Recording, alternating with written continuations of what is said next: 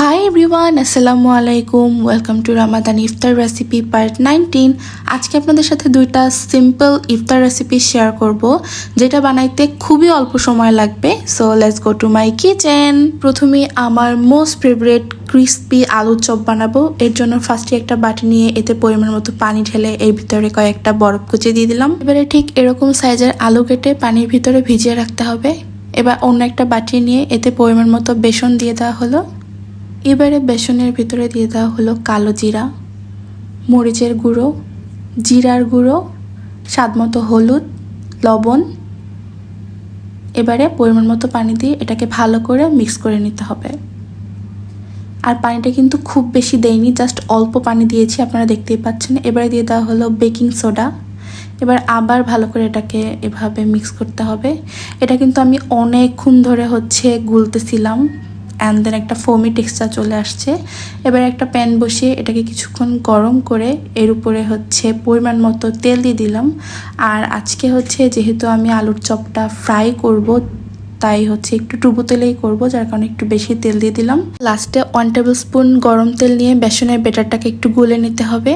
এবার আলুগুলোকে বেসনের ব্যাটারে চুবিয়ে এভাবে ভেজে নিতে হবে। বাই দ্য ওয়ে, আমার না আসলে আলু ভর্তা করে যে চপটা বানানো হয় ওটা পছন্দ না। আমার কাছে এইভাবে কেটে চপ বানালে বেশি ভালো লাগে। তো এই যে বানানো কিন্তু হয়ে গেল। এটা খুবই ঝটপট, তাড়াতাড়ি বানানো যায়। আর ট্রাস্ট মি, এটা কিন্তু আলু ভর্তা টাইপের করে যেটা বানায় ওটার থেকে 1000 গুণ বেস্ট লাগে আমার কাছে। এবার সেকেন্ড রেসিপিতে চলে যাই। তো প্রথমেই দুধ চালিয়ে ফুটিয়ে ভালো করে ঠান্ডা করে নিতে হবে। তো আজকে মিল্কশেক বানাবো, যার কারণে বাদাম, এরপরে খেজুর, দুধ, চিনি আর ভ্যানিলা আইসক্রিম লাগবে। আর লাস্টে লাগবে একটা ব্লেন্ডারের জার।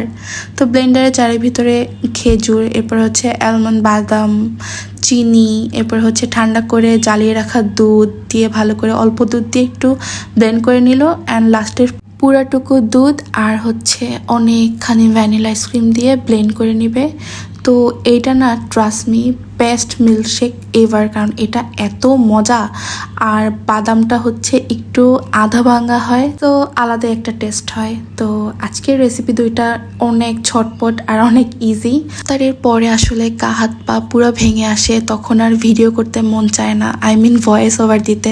বাট আলহামদুলিল্লাহ আমার পেজে মনিটাইজেশন পেয়েছি, দ্যাটস ওয়াই আমার কষ্ট হলে আমি ভিডিও আপলোড দেই, কষ্ট হলেও আমি রেগুলার ভিডিও আপলোড দেই। So that's all for today. ভিডিওটা ভালো লাগলে বেশি বেশি লাইকস, কমেন্টস অ্যান্ড শেয়ার করবেন। টাটা, আল্লাহ হাফেজ, bye bye, see you soon.